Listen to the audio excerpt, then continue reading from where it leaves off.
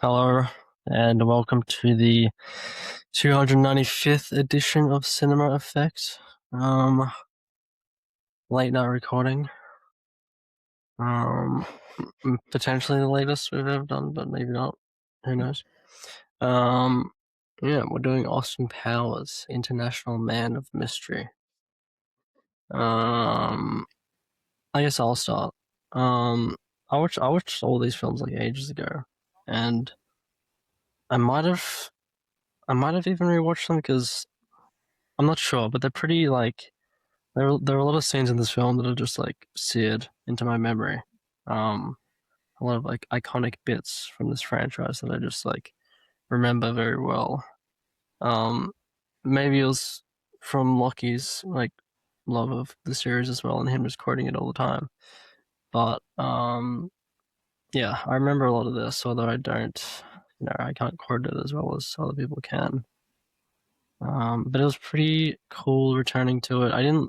Well, I didn't really get into the film until Vegas, I guess, until it became a more um, like solid kind of Bond parody.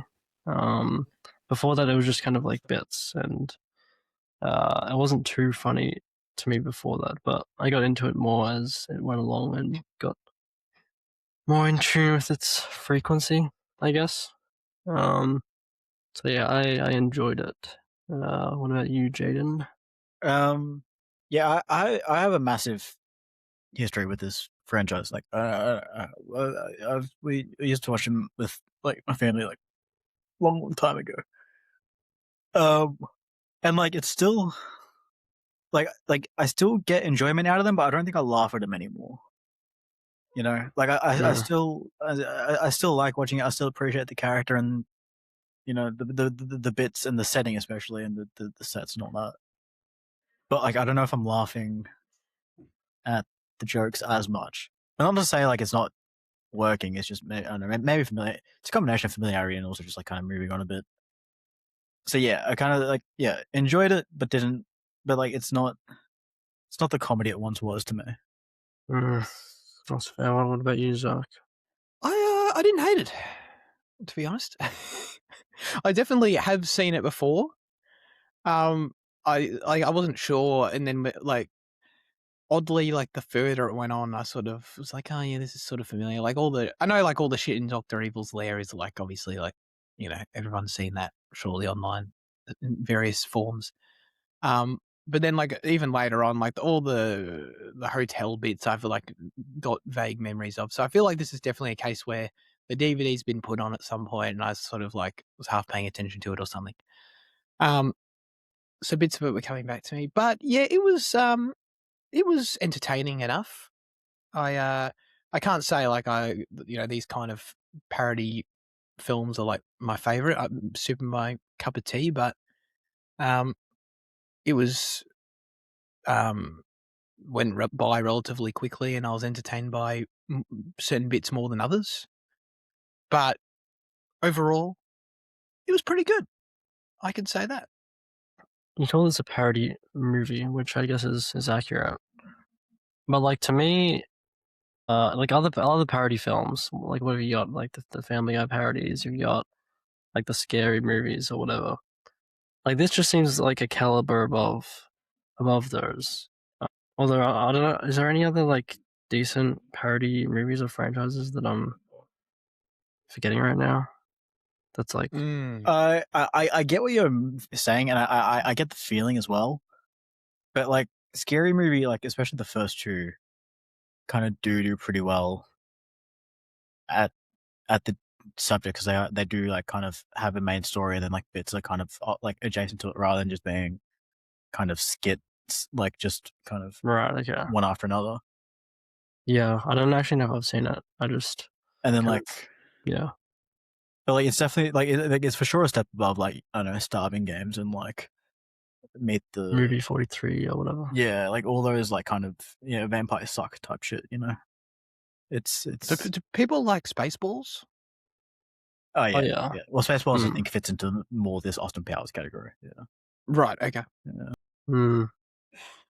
I think the difference Yeah. is like it's bits within the setting rather than like just kind of skits stitched together, is what I feel. Perps. Yeah. I mean, also like the story, I think is pretty solid. Like especially as the franchise goes on, like the lore, or like the I don't know, the Doctor Evil Austin Powers duo. It's just very solid. Mm. Yeah. When did you feel the same way I did, Zach, with like getting more into the film as it became like more of like a as the subject matter became more solid, or were you just like enjoy this bit, don't enjoy this bit, or just kind of random? Yeah, it was probably a bit more random than you. I don't know. I think as it went on, like, and I realized like part of this story is like the arc of what's the main girl's name? Vanessa. Um, when I realized like, oh, it's kind of like her falling in love with him. Like, I think that kind of took me out of it. When I realized, well, not that like it wasn't the worst thing in the world, but I was just kind of like, oh, like it's sincerely kind of doing that a little bit. That sort of was a bit weird to me. Because I don't know, like it obviously made perfect sense at the start when she's just like, dude, I'm not like she's nice, but she's like, dude, I'm not sleeping with you, no chance. And then like the fact that the core arc in the movie is, oh no, she actually does eventually want to sleep with him. It's kind of like I don't know. I don't know how to Yeah. feel about it exactly. No, I definitely forgot about that, and I forgot that like, they like got married in the end and Yeah, all that. I don't know if that continues later on, but we'll we'll find out when maybe you we'll win find the out maybe. subsequent polls. I can spoil it now if you want. Are you still planning on doing that? Did this movie like did it sort of not quite Well, deliver in the way you wanted, and now you don't want to do that? I mean, based on the first 7.5 minutes of this discussion, I don't know if I can, you know, put us through another two of these, but I don't know. Yeah, we'll see if Lucky watches the whole episode and like gives detailed feedback because this is Sure. like his thing. Then maybe. Yeah. Yeah. I'd even be down for that. Um, yeah, but like, do you think the Bond stuff is? I mean, I guess it's critiquing like it's like the old ones. The shoe villain, is that like a Doctor No thing? It's an odd job is the Mm. character that it's playing off of, which I think is he in Goldfinger, I want to say? Something like that. Oh, I don't remember. okay. Does Dave Bautista play Oddjob Inspector? No, I don't think No, so. he's just No, another big dude. I think Okay. so, yeah. But that dude's an odd because Odd Job's actual thing is that he throws the hat, right? I think. I And then this don't dude throws the recall. shoe. Right. Mm. Yeah, so it's kind of like the early Bond stuff, and then it feels like the sci-fi Bond stuff as well, which I haven't really seen, like Moonraker or whatever, all this like crazy space shit Yeah. that they did. Yeah. So yeah, not really. I mean, I don't know. I don't know if the later movies get into like the Timothy Dalton, was it the '90s stuff, but it is more the older stuff that it's riffing off here, at least. Yeah. Yeah, but I I thought mean, all that stuff was good. I guess like would you say like the when you get into the lair stuff and like the the playing on the sharks and like the sharks with laser beams, like that's more like the later sci-fi stuff, I guess. Or is it? I don't know. Maybe not. No, Doctor No had like that pretty like kind of high tech layer. Yeah, but like I don't know. Do they start getting into like And like actual like animals and like? but you know how going like he in- also like changed it, like he changed like he had them change clothes and like gave him dinner as well. Like that was a very Doctor No thing. Yeah, that's true. Yeah. That's true. Yeah. I really don't remember much from the Dalton things. I just remember like the invisible car from I don't even know what movie that is. Oh wow, Um I didn't even know there was one. I just remember like just like the weird technology that is in those films. Which I guess is like I think in every Bond, and there's the bit here about like the toothpaste and the whatever, like, the secret weapons. Mm. Um yeah.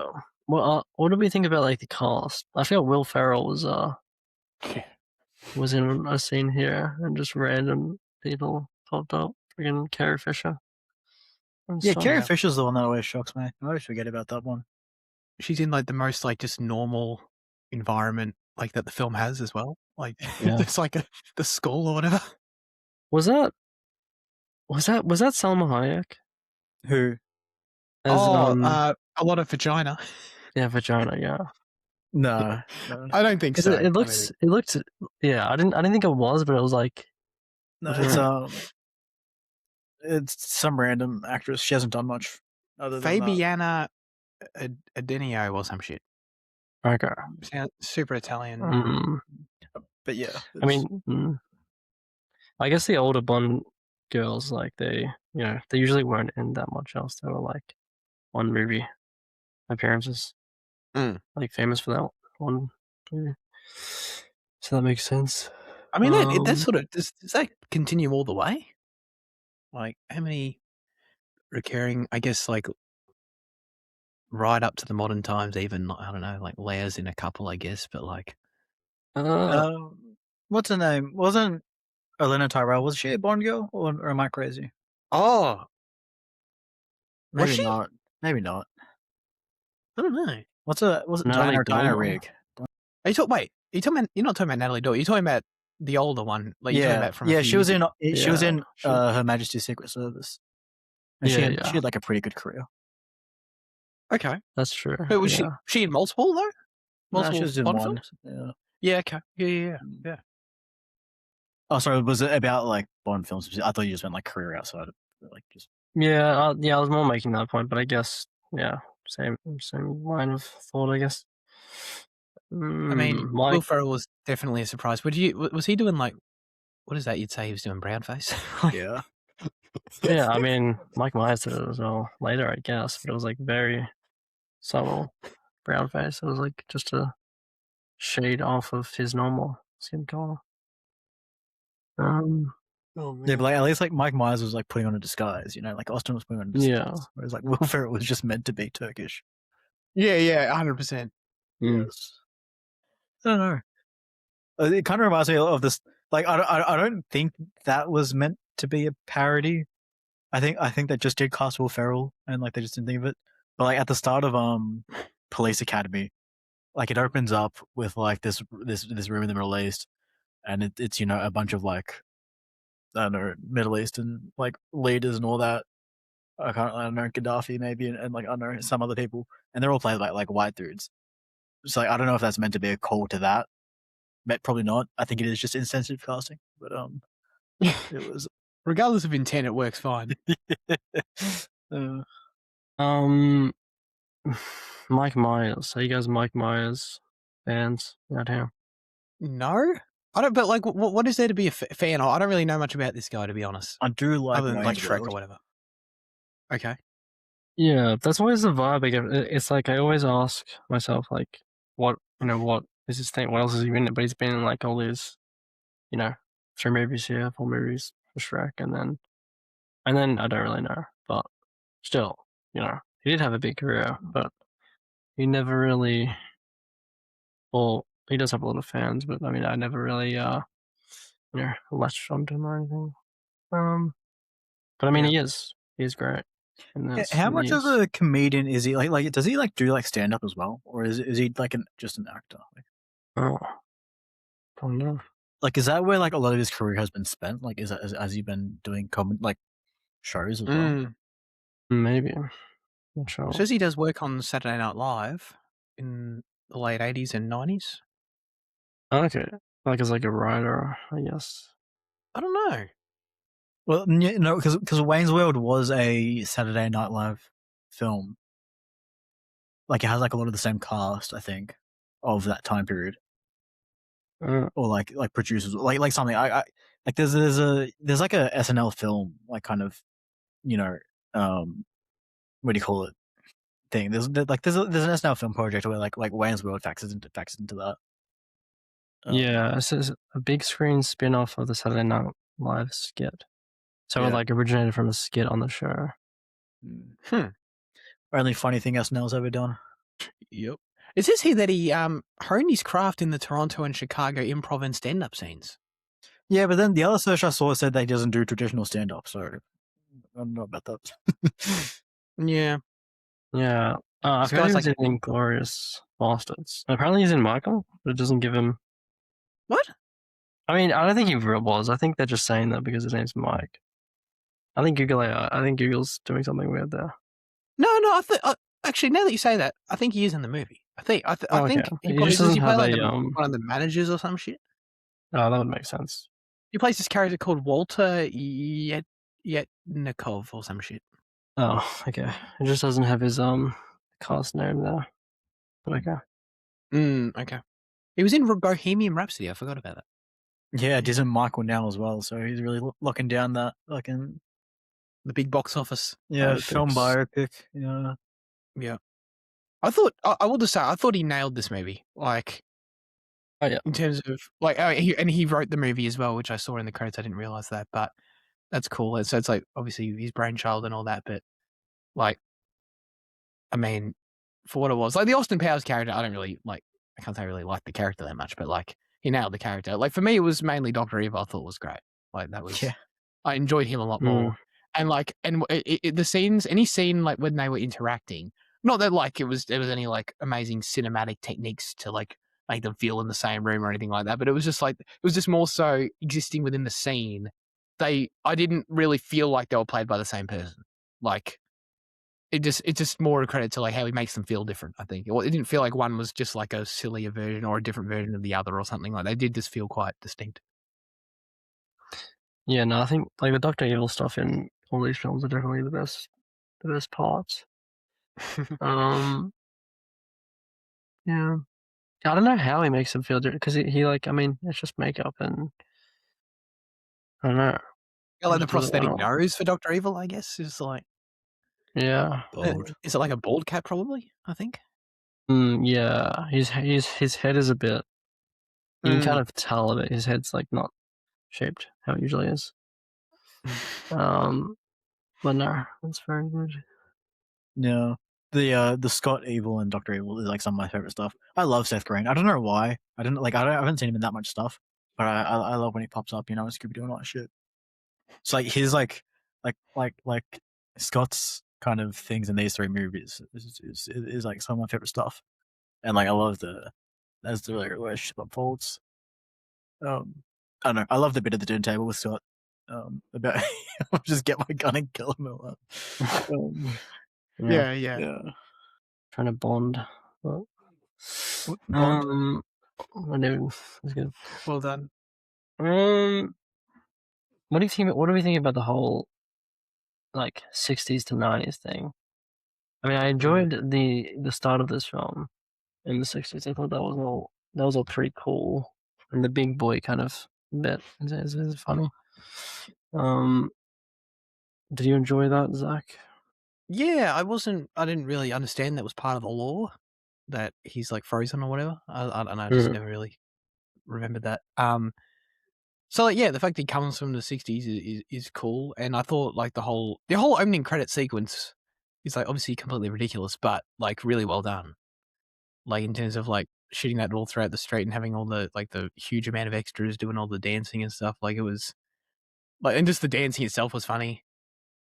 So I was kind of like, oh, immediately this was like better filmmaking than I sort of expected. Like right away with that sequence, and just how ridiculous it is.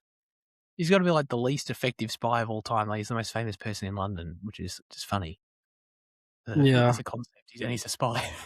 And he walks around with the card, International Man of Mystery. Awesome. Yeah, exactly. Yeah. Yeah, that's pretty wild. So you know, I liked the start of it, and then I guess I don't know. I assume, Fizzy, when you were talking about like then the film taking a bit of a lull for you, you sort of, is that like the freezing and the waking up and sort of the Yeah, 15 that bit's a little bit whatever for me. Yeah, I see that with like the, you know, like when he keeps pissing, like, and the stream keeps coming. That used to be so. Like that's like something I used to look forward to, and like this time around, I was like looking forward to it, and then it just didn't get me the same, and I was really disappointed. I was like, "Fuck." Yeah. Oh, like yeah, that it was, you know, I can definitely see it working in for, you know, different time for different people. Like it's, I didn't think it was like a bad faith attempt or anything, but it was just kind of like, yeah, it didn't really work for me. And then I don't know. And then like the whole penis enlarger thing as well. It's like, yeah, all right, I don't know. And there's a payoff like, to it though. yeah, but the payoff wasn't that good. There was a payoff.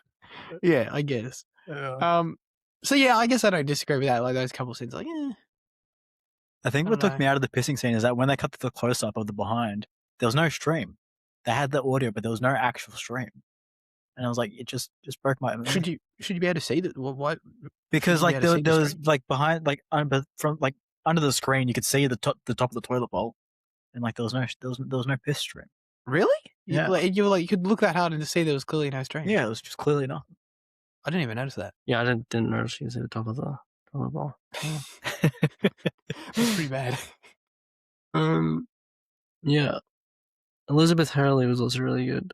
I mean, you said like the film does play it a bit like earnestly, I guess, and I think that stuff kind of works. Like the sweet love scene where they're like going around Vegas. Yeah. That's when you kind of like, okay, maybe he is, maybe he does have charm. Maybe it's not just like a skit that he's charming, Yeah. But Yeah. I thought she was really good. There's the Yeah. there's the nerdy spy or whatever intelligence. Yeah, I agree. I feel like I guess I overall sort of took issue with the narrative being what it was a little bit. Well, like, yeah, still kind of, like I said, don't really know how I feel about it. It's kind of slightly off-putting, but I don't like hate it, I guess. But like, what I will say is that, like, obviously at the start, it's just kind of like, he's like, let's shag, baby. He just wants to, that's his whole thing. But then, like, it did win points with me, actually, when, like, later on, like, she was drunk and he like, didn't want to do anything with her as a result of that. I'm like, oh, Austin. Like, I thought, like, based on what I learned about your character in the past 30 minutes, I thought there was no chance you would be that guy. Yeah, I thought you'd be right in there, to be honest. So, like, I'm like, oh, okay, like, responsible, morally just Austin Powers. Okay. Like, I didn't mind that. I was like, he won a couple of points with me there, I thought. Yeah. What else is there? I like the conversation at the end between Dr. Evil and Austin Powers about like the 60s and like the freedom failing or whatever. That was another moment of like, like weird, actual, like sincere, like cultural commentary that just kind of came out of nowhere. But it was pretty cool. Pretty cool they included that. Yeah. What do you think is like the intent in the writing to have the whole 60s versus 90s thing in general? Like, is it just like because is it as simple as Bond started in the 60s and we're taking a lot from those films, so we kind of take a lot from that era, and then obviously this film was made in the 90s and we do that as well? Or like, is it just that referentially, or is there some other aspect to it that's like, I'm not trying to go too deep or anything, but like, yeah, is there like another reason for the contrast, even comedically or anything? Well, like, I don't know. Speaking like very broadly, I guess like the 60s are obviously known for like the, freedom and all the stuff mentioned in the film. And then I guess the 90s was seen as like a cynical time or an era of like corruption, I guess. So I think it's a natural kind of contrast, I guess. Although, the 80s were known for like greed, for like Wall Street and that kind of thing. So I guess that could be another easy contrast, but it just seems, I don't know, it just seems right, Isn't it just also about how, like, the world has evolved past the need for Bond, and like that the character of Bond was still bogged down in like in 60s attributes, well into the 90s. Like it was still Russian villains and betting girls, and and it was kind of just poking fun at the fact that we don't need Bond anymore. But then I guess like Austin's assertion that and I guess Austin's assertion kind of goes against that a little bit, but it's kind of still the same thing about like we can remake the idea, which is essentially what they then did with Craig. I mean, they still kept it very much the same, but just change the flavor. Yeah. Yeah, that's a good point. there are quite a few lines in the film, like, I don't know, maybe a couple or something, where like a character will say something like to Austin, like, "Oh, it's not, times have changed since the '60s. It's not the '60s anymore." But they're saying it in a way where it's like, we're living in a different time, and like sort of commenting on what you're saying, where it's like, even like politically or whatever it is, like it's a different vibe out there than you're used to, which I guess could also be some sort of political commentary. I don't know if it's trying that hard, but I wouldn't discount the film. Like I think comedies often do try harder than what audiences like give it. yeah, usually me give it credit for, yeah. Yeah. No, not even just you. Like I don't know. I think general audiences think comedy means like there's nothing behind it, but like, Mhm. there often is like quite significant. Yeah. So like, is the Timothy Dalton era seen as like the kind of failing era of Bond, or where Bond kind of became, I don't know, outdated? Because I don't know, they have such a weird reputation for me, where they just kind of exist, and then the other films are like have a solid kind of place in history. People do like. So wait, correct me if I'm wrong. Pierce Brosnan, it was the last one before. Sorry, I meant Craig, Pierce right? Brosnan. Oh, that's who you mean? Yeah. Yeah. Oh, okay. Because I know people do. Brosnan is GoldenEye, right? Like I thought people do like a couple of those. I thought, although maybe Yeah. I think that's they're a good at different like context now. action films, but Okay. like in terms of their, I guess, yeah, their relevance, or their even just their aesthetic appeal, like the Dalton films have a very solid aesthetic with like the the space stuff, and then obviously the Connery films are very just classic Bond, and each like Bond has its own, I don't know, like very strong aesthetic appeal, but the Brosnan era is kind of weird. It's kind of where it's like doesn't know what it's doing with itself, I guess. Yeah, I I think think they call movies, but I've only ever seen bits of Brosnan stuff, but like I think it does feel like the time when it was getting caught up in like the action, yeah, like the action industry was catching up to it and it was trying to compete. Like, isn't there like there's that whole there's quite a lot of bad CGI in it, and like because like they try to go bigger and bigger, and I think in that attempt to go bigger is what kind of gave it like that. yeah. I mean, that's kind of what I remember from it. Like as I said, like the weird CGI of this like the invisible car thing, and like all this like new technology that they play around with. It's kind of like, I don't know. There's no like the older films have a very strong kind of Cold War thing, or like an international kind of tension or whatever. Yeah. But when it like kind of dissolves, it's kind of like, what do you do with Bond now? How do you make it seem interesting or relevant? And they just threw kind of tech at it. Was this film 97 or 99? Because like I think depending on that. 97. Yeah, so there was only one Brosnan film out at the time, so it's not really so much a comment on Brosnan. Right. As No, much yeah. as other ones. Yeah. That's true. But I guess it comes back to like them, like Bond, them not being able to go back to the old kind of formula. Yeah. And then having to do something very different. Yeah. What do you think is going to define the Jacob Elordi era? Oof.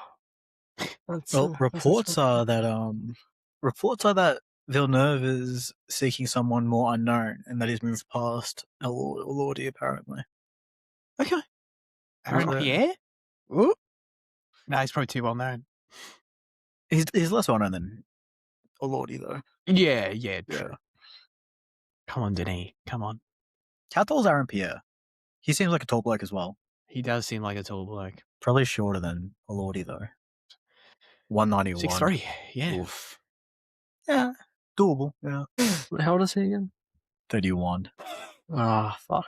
So what was your bet? Was it 33 or 34? 33. Yeah. Was it 33 or over? Like, I think I'm 33 or under, right? And then you're above 33. I think so. You're 34 or above, and I'm 33 really? or under. I And think so. the like in that We can go back and listen. I'm not 100%. in that report about looking for an unknown, like a lesser known actor, it included like producers were specifically like looking for someone that they can attach 4 to 5 films with. Yeah, So absolutely. I think that backs up. Come on. Yeah, Theo James too old. I think I'm he's telling you. way too old for it. No, Way too old. I mean, I think he'd be good, but he's way too old. I don't even know if he'd be good. I like him a lot, but I don't know if he'd be good. I think he could do it. I don't know. Like Maybe it is a bit too obvious. Yeah, like he's played these like similar characters before, Yeah. but like actual Bond, like I think he plays it too straight and doesn't really add. I don't think he'd add to it. You know, You kind of want something that's a little bit like you can see it, but it's going to surprise you a little bit. You don't want it to be like so obvious. Yeah. Well, I think like that's why everyone freaked out over Craig, because Craig was blonde. Right. You know? Right. Yeah. Exactly. Yeah. So like you kind of want something like that. Well, like, how would you describe? Like, you asked, like, what's going to define the awardee on the next person's era? Like, what defines the Craig era? What kind of pulled that out of? I don't know. The confusion of what to do with Bond. Like, what made it relevant again? What made Bond good again? I guess it's just like for lack of a better expression, like the Batman beginningsness of it, where it's like you ground the tone, you ground the characters, and you ground the action, into something that more so resembles. You just sort of dial it all back to maximize tension but minimize extravagance, I guess. I think that's what Craig's run did. It was about updating with the times as well, though. Yeah, absolutely. Like all the things you said, yes, but then also like it just reflected the times better. I think that's probably like the main thing that with those later Bond films in the 80s and 90s, that they stopped reflecting that exact period as much. Maybe not the 80s. Maybe I think Brosnan's right, especially like once you get to like what is it? The Word Is Not Enough.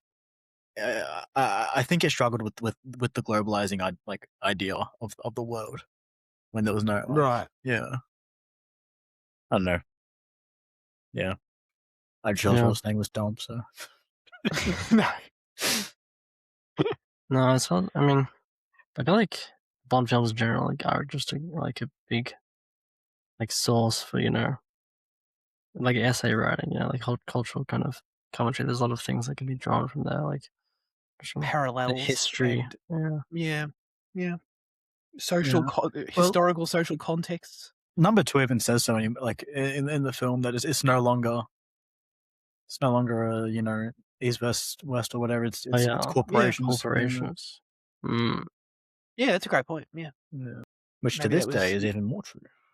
Maybe and maybe that was Mike Myers' way of calling out the broccolis and being like, dude, you going to do something about this in your next plot or what? But what actually was it? Because then, I mean, I don't know Brosnan well enough to say what they were, but like in the Craig films, like it did very much switch to that, didn't it?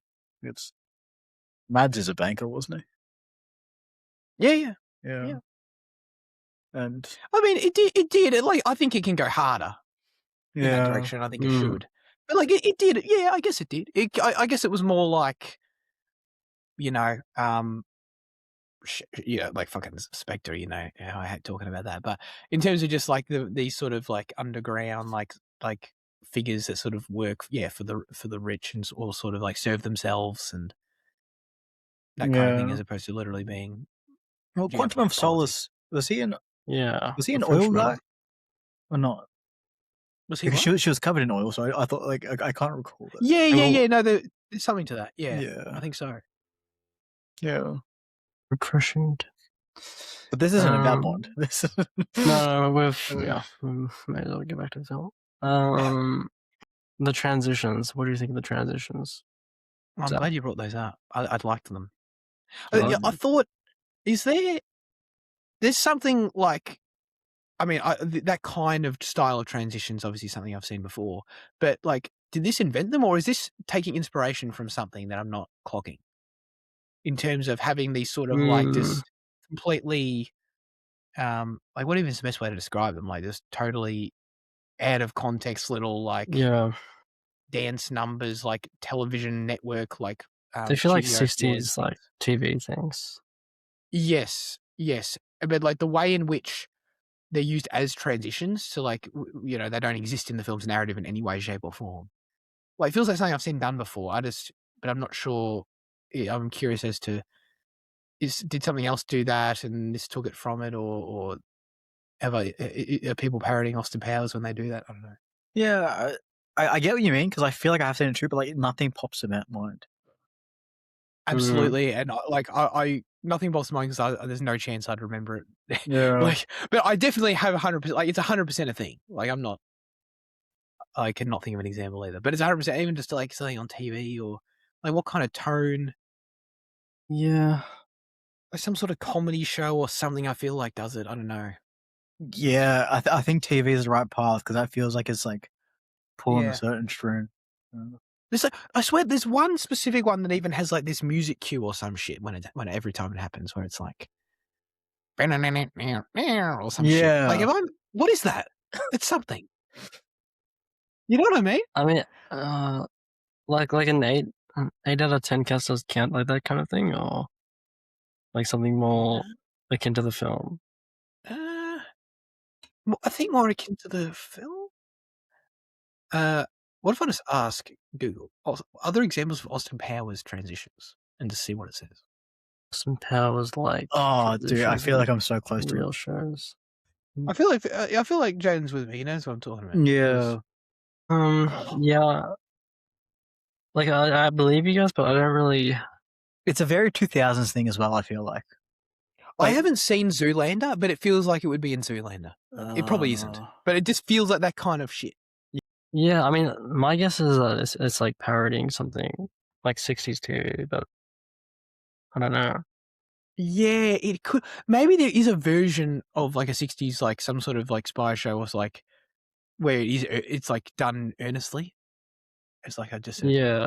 I think it's cool or whatever. I don't know. Maybe it wasn't that thing, but yeah, I don't know. Like is it some Yeah. I Dream of Genie shit or something?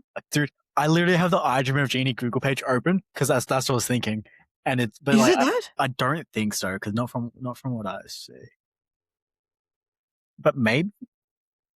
Well, the credits for that is like the cartoon thing. So was there cartoon transitions as well?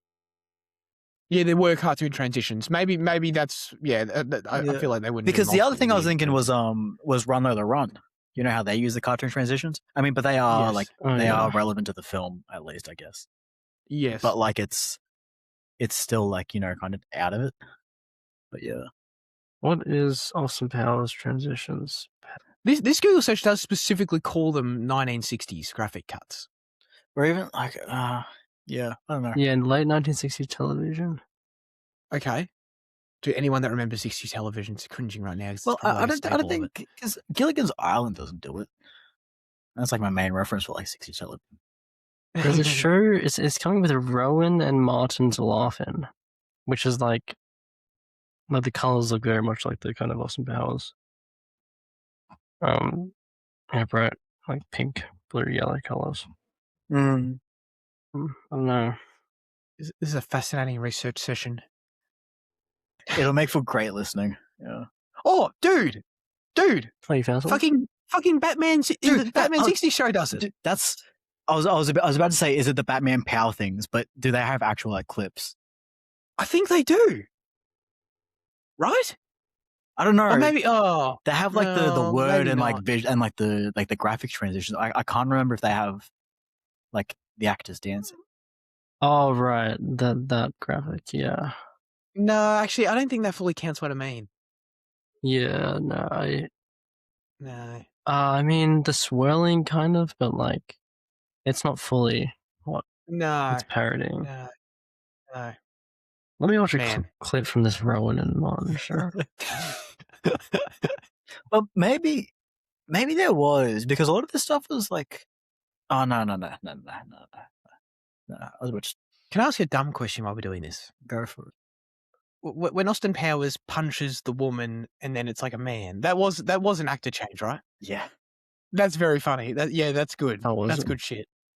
See, the thing was, it tricked me because like I was 90% sure it was, but then like when he came back up and he was a man, it almost made me second guess myself where I was like, hang on, was that actually a man? But no, it was just an actor change, which is very funny. But I like how they subvert that later with punching Basil Exposition's mom. Yeah, and he comes back Which up and, is- and she is just the mum still. Yeah. Which like was that all just written for that one bit? Like to like Basil just randomly brings his mum there. Like, yeah, it feels like it. It feels Yeah. like then he wanted to pay off for it later. Mrs. Exposition. That's I never funny. picked up on his name being Basil Exposition as a kid. I was just like, oh, yeah, that's British. Spooky just said that he literally just said that too. Yeah, Oh, I did never he? realized that. Yeah. Yeah, I can't find anything on the show. I did like Basil a lot more than like. Oh, my internet's gone. Not back. He's back. Am I back? It still says He's offline. He's I did like not Basil a lot more. back. No, I think he is back. Okay. I'm back now though. Yes. Okay, Yes. yeah. I liked Basil a lot more than I thought I did. I don't know. It's I liked every time he popped up on a screen or in real life. Yeah, I like wait, how what? they have them all like On the younger screen at or the in start what? as well. Oh, you know how he pops up in like the car screen and stuff like that. Oh, I'm sorry. Yeah, Yes. yeah, yeah. Yeah, he's like young and blonde and at the start. Yeah. Oh, so we don't see Dr. Evil's face at the start, right? No, they hide it so it kinda- can be like a reveal. Yeah. That's cool. Because I was trying. Because if you try, like that's when like I was trying to look in the club. Like, was that actual Mike Myers? Like that takes a shot and then runs off, or was it like a body double? Because like it didn't look like Mike Myers running off to me. But I don't know. I felt like If they were in the same frame, it was probably a double. No, this I was like a remember. specific shot of like him like scurrying up the stairs. Yeah, I remember that shot. It just didn't feel like the way that he moves later. I don't know. Yeah. Didn't look like his body. Yeah. Well, he was 30 years younger, Jade. Ah, yeah, true. Yeah. Yeah. Sure. But his cryogenically frozen, so he's technically the same. Maybe that does something to your joints. I don't know. Yeah. Do you guys have any specific thoughts on the? I'm just curious because this is one like sort of extended gag in the film that just does nothing for me. Is like the whole private part bits being covered by all the fucking moving. Like I guess it's like cool blocking or whatever. Like just purely technically, I can appreciate it for that. But like as a comedic bit, I'm just like, I don't know why wasting time on this. Yeah. I like it. It's like once again, it's like it's something I get enjoyment out of rather than laughing out at this point. Yeah. And like Yeah. it's something that the series keeps on doing, like in kind of like in similar ways, but kind of different. Like in the next one, like they had this whole bit like in the tent where they play with shadows. Okay, So like it's kind of I don't know, it's kind of like it's a staple. yeah, it's like a physical gag that they just like keep on using. I like it. Yeah. Yeah, I mean, I think the first time they did it, it got like some chuckles out of me, but I guess I'm less inclined towards the longer, extended bits. Like there's like the unfreezing sequence. I like the fembot dance sequence a lot. That really worked for me. Him dancing to Eurythmics, is it? Maybe not, but yeah, yeah, that worked a lot for me. That's pretty piss off. Well, actually, I like Appreciate the backing scene with the the car or whatever it is, the yellow, what do you call it? Yeah. Which tries to reverse the thing. Yes, that's fine. The never-ending 3.10. Yeah. What do you say? I thought that like the thing like just before that on the steamroller, I swear there used to be a cut to like that guy's family, and like they're like crying. Does that Maybe not that's in the exist? next. Maybe that's. Maybe I don't know. I don't know. I just thought like it hits him and like it cuts to like the guy's family like they're being told that he died and they're crying. Oh, but maybe not. Yeah. Trey, you were gonna say something, Jack? You were gonna say something? I think I was just gonna say that I was gonna say I appreciated that like then the whole thing, and then after the dance thing was like how Vanessa came in, and then Austin told the story, and then she believed him. I just thought that was cool. That's when the love story was working for you. Yeah, I like, as you guys know, I like when writing doesn't get bogged down in annoying, unnecessary, which I think was what it was parodying. It was parodying the idea that then a character would walk in and then like, you know, then take issue, and then this be a whole fucking plot thread that has to continue. Sure. Of being like, oh, I don't believe Mm. you, and you're, you know. I do like the whole jealousy thing though with a lot of vagina. A lot of That was vagina. Yeah. I mean, that's an important thing to call out because pussy gore is just fucking ridiculous. Yeah, that's true. That is absolutely ridiculous. Yeah. Yeah, I don't know. Was there anything else you guys really wanted to discuss about this film? Not really. Yeah. Shout out to Mr. Bigglesworth, and that final shot was terrifying. I felt really, that made me feel something towards him, you know? It's like, man, Oh, I was right. Poor dude. Hold on. Hmm? There's an alternate deleted scene where the security guard's family called after he's run over by the steamroller, Really? and they're having a surprise bachelor party at Hooters. Wow. Oh, no, sorry, this is a different one. Oh yeah, okay. So yeah, no, like there is one for the steamroller, and then there's one for the guy that gets his head eaten off as well. Why would you have seen that? I don't Where know. would that have been? It says deleted scene is not included in USA theatrical release, but appearing on DVD special edition. Yeah, that again, that's what it was. Oh. Yeah. Okay. Yeah. Dude, can we just point out, like, of the many times that Jaden has sworn there's a scene in a movie when there's not? Yeah. Like, the first time he was right. It was there. That's crazy. Yeah, I thought it would be for sure another film like the sequel. Yeah, That's crazy. I do that a fair bit, don't I?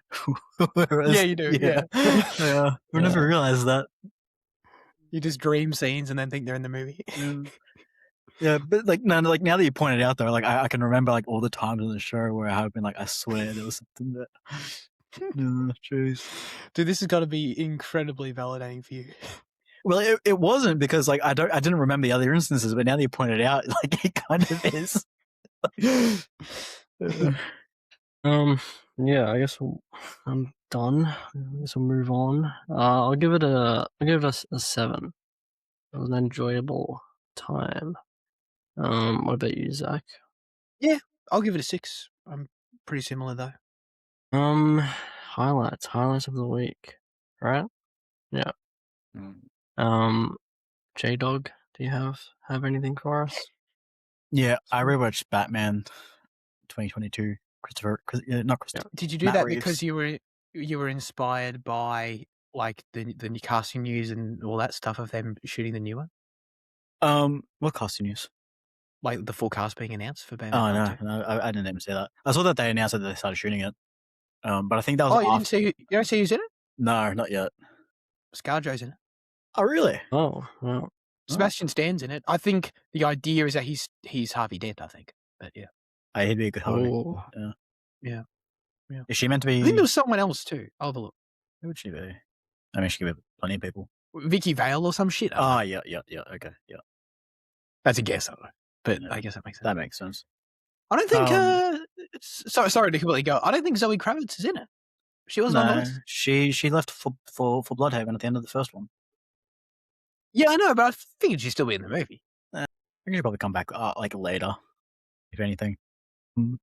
I love it. I mean, like it's. I talk about it every time I watch the highlights, and obviously, like when we did the episode on it.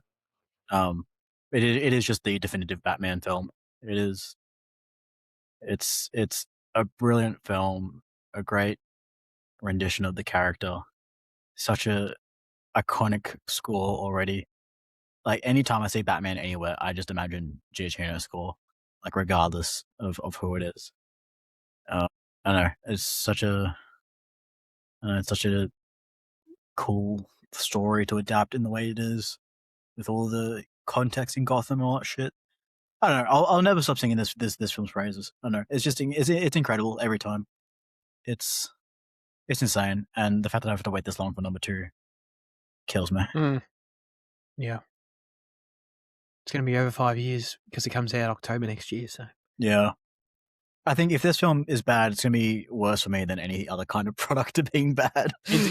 I would be shocked if it's bad, Yeah. dude. But I would be shocked. Yeah. But, I mean, who knows? I don't know. It's kind of like I don't know, like if there's a bad Star Wars film, it's a bit whatever. But if there's a bad Matt Reeves Batman film nowadays, that's gonna kill me.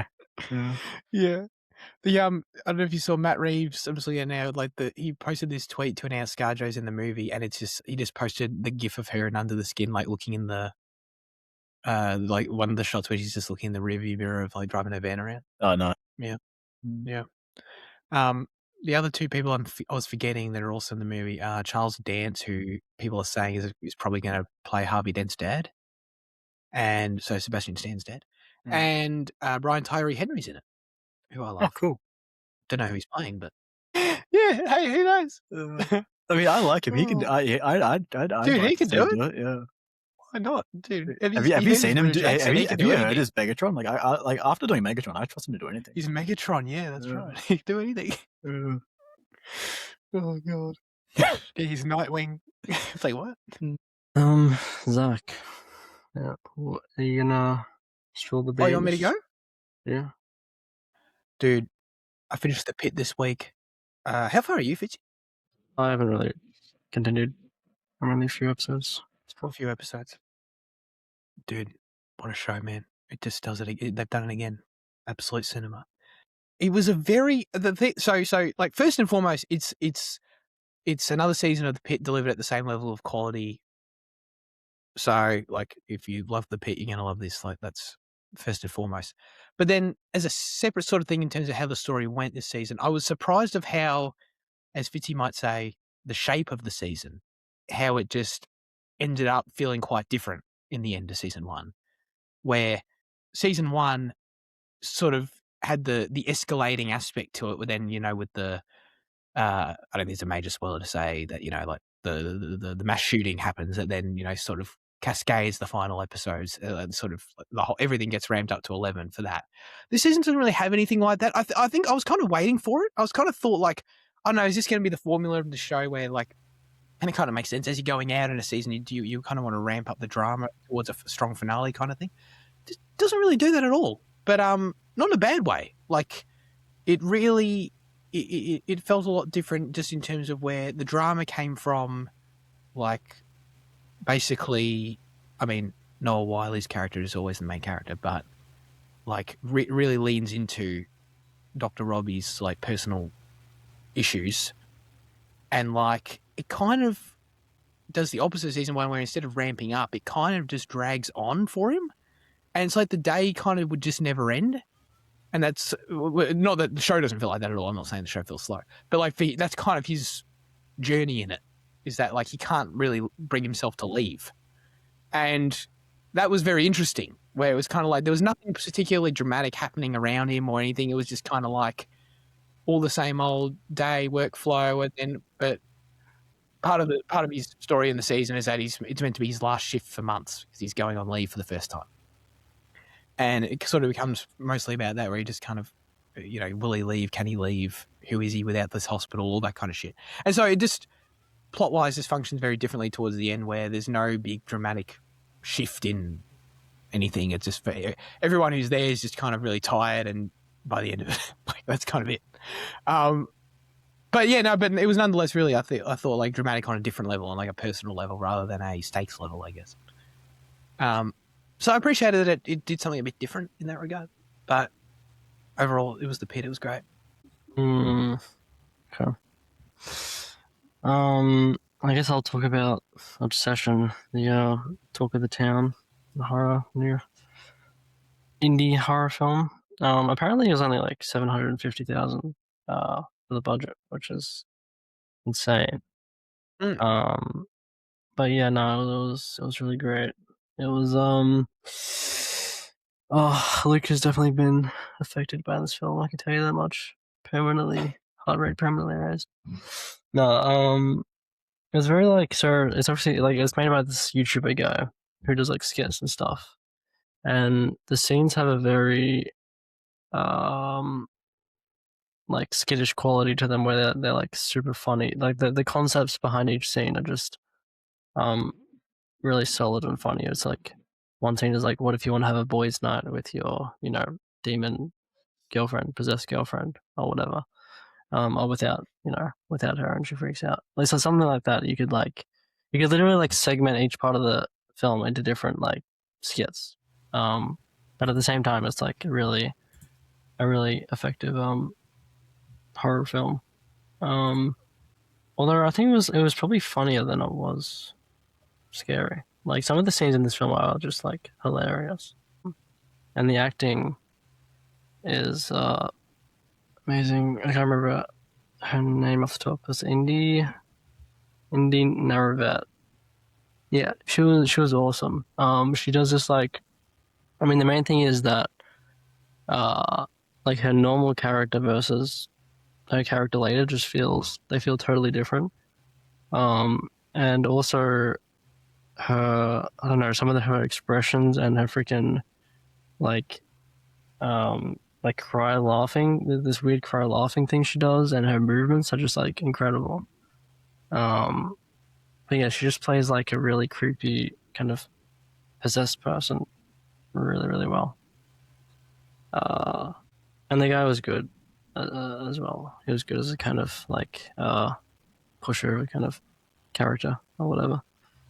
But yeah, the movie has actually haunted me a bit. Like, I was kind of like having nightmares a little bit last night about someone being in the corner of my room. So like, it's done its job in every aspect. Yeah, it's great. It also doesn't go like, it has the perfect balance of like lore. Like, I mean, there is not really any lore. It's just kind of like a nonchalant about like the source of everything. But there are little hints like here and there about like what's actually happening, I guess, and they're really just like chilling. But yeah, no, it was awesome. I'll probably rewatch it again. Just like for the acting. I learned the acting is incredible. Yeah. Yeah. Nice. Mm. What? Oh, he's been frozen? No? No, I think he's avoiding. He's moving. Oh, spoilers. Yeah, I can see him moving. Yeah. He blinked. Yeah, like Jaden. he's. Is that what he was doing? He was. Well, I didn't know what he was doing at first, but yeah, okay. yeah. He was avoiding spoilers. Yeah, I think. Right. Why are you so sensitive about this one? I want to know nothing about it. I already know too much, and I know nothing, and I just don't want to know anything about it. That's fair. Okay. Yeah. Very, very fair. Oh, where is it sort of like because I know Spooky was obviously talking about it, so like where has its reputation come from in the past couple of weeks? Like where has the buzz come I from? don't know. It was just like, I mean, it's kind of been word of mouth, I guess. I don't know. It's strange because it did the festival circuit last year, and yes, there wasn't much. on Letterboxd. There wasn't much like kind of hype, but now that it's got the public release is where like it's all come from. Yeah. Oh, I mean, Yeah. that's great. Good for it. Yeah. Question of the week. Everyone's favorite segment. What was the question? Like, what franchise would you like to see parodied? Is that it? Yes. A parodic version of, we use the word. Yes. So, what did you come up with for this, Zach? Was it narrow audience? Do we read everyone else's? Sorry, answers? I didn't. Yeah, I thought. No, that's my thing. I was gonna say it's real dry week. Fuck. Yeah, we asked. What do we usually say? Oh yeah, we included people, audience. How do you say it, Zach? We asked you.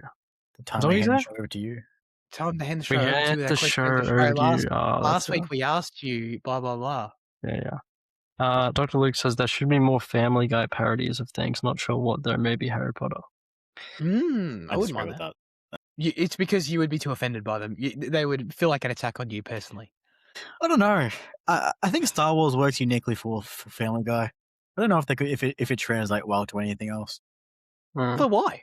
What makes it so uniquely work? I don't know. I couldn't imagine them doing like Lord of the Rings or anything like that either. Like in a Yeah. in a bona fide, 40-minute special. I can't like they do cutaways all the time of a lot of properties or whatever. Like to do like a bona fide 40-minute special that like follows the story. Like I just can't imagine it being as as good. I reckon they should do it. Mm. I'm with Luke. How much Family Guy have you seen, Zach? Because I've seen barely anything. Not much, but more than barely anything. I don't know, like I've probably seen, I don't know, maybe overall in my life, like half a season's worth or so. I don't know, 10 to 20 episodes, I guess. And he said, thinking along the same line as Luke, but maybe Indiana Jones, since Seth MacFarlane seems to have a good affinity with George Lucas and the films of Steven Spielberg. I'm not sure how I would assign the characters for the Griffins, but Stewie would definitely make a cute short round if they got up to Temple of Doom. I can see Indiana Jones working actually. Yeah. Dude, George Lucas loves Seth MacFarlane. He'll let him do anything. Well, not that it matters now, but back when it, they did those parodies in the first place, because George was on board, obviously. What'd you come up with, Zach? Mine's sort of franchise. I thought about Lord of the Rings and stuff. Like, sure, that's all right. Sort of like, I don't know if you guys will dispute this, but like I thought about it, and I think like the one I would enjoy the most actually is like some sort of movie that parodies Nolan. In terms of, I think there's so many elements you can pull at in terms of the exposition. Oh, dude, I love Nolan's movies, obviously, but like I think that's why I can identify the things better than that you can just sort of pull out, like whether it's the exposition, the time, playing with time elements, the editing. Like you could 100% do some funny shit with like the way you like cross edits stuff, and like I think there's definitely potential there. Yeah. I mean, there are definitely enough like Nolan parody things on YouTube already. Just like make a compilation of those. Maybe this is a genre I need to dive into. Then I'm not familiar. I mean, just like videos of it. Yeah, definitely no Sure. films, but yeah, that'd be decent. What about you, G Don? I don't think I actually like. I don't know. I was gonna say I don't know if I like parody movies, but then like I definitely do because I like Austin Powers. I like Tropic Thunder. I like parody movies that are disguised well, I guess, rather than like being explicit parodies. Yeah. Maybe Knives Out. I don't know. Although they're already kind of like a bit of a. They're not parodies, really. though. No, they're not. No, yeah. I know they obviously take inspiration from Agatha Christie and stuff like that, but like, no. Yeah, maybe Knives Out as a parodic or a parodic, either way, I'll take it. Blanc bangs everyone. That'd be a good one. Well, yeah. I guess I'd like to say like I mean apparently I definitely have seen like scenes of like Alien parodies before, but I think like they could definitely make a full film out of it. Spaceballs is the closest thing apparently, but yeah, I mean Alien has so much content that you could pull from that hasn't really been parodied that I've really seen. No. Especially like the ever like complexifying lore and stuff like that. You just like keep going back, I feel like you could do an extended bit on that. Or even like I mean going along the lines of directors, just like you know, Ridley Scott like just parodying his kind of thing, I guess. Yeah. I would like that. Yeah. Are there some? I feel like there's like, does Michael Bay fall into a category where he's kind of impossible to parody because he kind of like, not to say he parodies himself, but I feel like he just fully leans into everything that is him anyway. Where it's like, what is it even to parody him? Like, he kind of like, you'd just be doing Yeah. it. You know what I mean? Yeah, you could definitely see Ambulance as a parody of Michael Bay. Right. I think it's awesome, but yeah. Yeah, that's him. I mean, the seriousness of Michael Mann, you could definitely parody. Mm. He's got an ethic. You can definitely dig into that. Yeah, is that everything? I mean, to be honest, the seriousness of Ferraris, like those brutal kill scenes in Ferrari, kind of feel like a Michael Mann parody. Yeah. Oh man, they came out of nowhere. It was insane. It's still one of the most insane things I reckon I've seen in a Yeah. theater in terms of how out of nowhere it was. Complete whiplash. Yeah, we're continuing with another franchise. Next week, for sure. This is Harry Potter and the Deathly Hallows Part 1. 7th film, HBO Max. Second last film of the franchise. No, yeah, still got. I'm very excited. I'm very excited for Andy as well, who's I feel yeah. like this whole journey with Andy has been successful in that he seems into it. Yeah. So I'm very happy about that. I'm very happy to wrap it up with him along for the ride. For sure. And the question of the week is, what is your most criminally underrated film in a franchise? Yeah. The Put it in Mandalorian in Grogu. comments. Yeah. What do we anticipate the average score to be on that? You know, give it like 6 months to settle. What are you expecting? You know, The IMDb? yeah. Like, Yeah. I feel it's a whole different. Are we talking Letterboxd, IMDb? What do we? Well, Letterboxd is more my point of reference. I rarely use IMDb, so give me like the Letterboxd Alright. average in 6 months' time. The Letterboxd average 6 months' time. It's a good question. 3.1. I was going to say 3.2. Yeah, I'm close. IMDb 6.7 then. Ooh, 6.4, maybe? I feel like you need to account for like a bit. Like I feel like 6.5. yeah, you need to kind of just go higher. Like you need to double it and go higher. 6 points. I'm going to say 6.6. Can we record this somehow? Can we like remember this? I'll Can set we a calendar record it? invite. Oh, let me set down. Let me set a reminder for 6 months. Let's Set a start reminder. recording. I'm going 3.2 and 6.6. Well, wait, what? Oh no, I didn't double it. I did more than double it. So no, I'll actually stick with 3.1 and 6.4. That was doubling Zach's, but not mine. Yeah. 21. That's got to be, man. I'll set it for during the show as well, so it can come up. Oh wait, we That's don't gotta know if we'll be- do it on a Friday. Yeah. That's got to be lowest rated Star Wars, right? Except, Rise of Skywalker would be lower on Mm. Letterboxd for sure. Yeah, for sure. So what Yeah, did you say? Zach says 3.2. 3.2? Yeah. And a 6.6. 6. And then Liam says 3.1, 6.4. See, I'm basically right there with Liam, except I'm accounting for the female viewers. Alrighty, that's in for the 21st of November. Cool. That's great. Yeah, anyway, thank you for watching. Yeah, thanks for joining me. Thank you, everybody. And, yeah, goodbye.